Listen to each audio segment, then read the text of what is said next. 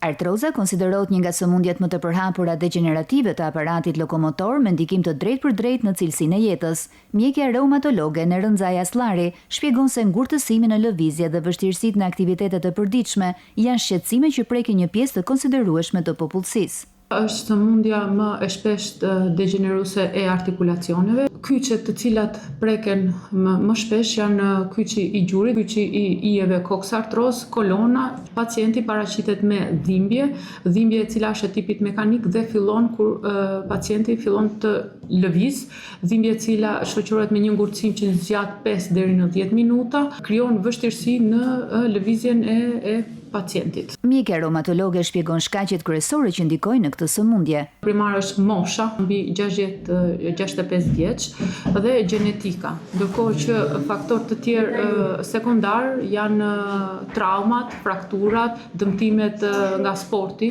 por një faktor kryesor është pjesa e mbipeshës dhe obezitetit. Si duhet trajtuar? Rënja nga pesha është faktori kryesor i cili ndihmon në përmirësimin e kësaj sëmundje, fizioterapia, kemi edhe trajtimet medikamentoze, të cilat qetësojnë dhimbjet, suplemente si glukozamin kondroitina, që përdoren në fazat fillestare, ndërkohë në faza më të avancuara kemi injeksionet me acid hyaluronik apo plazma. Artroza mbetet një ndër patologjitë më të përhapura reumatologjike. Diagnostikimi i hershëm, ndërhyrja në kohë dhe ndërgjegjësimi për faktorët të rrezikut janë elementët kryesorë në parandalimin e përkeqësimit të saj.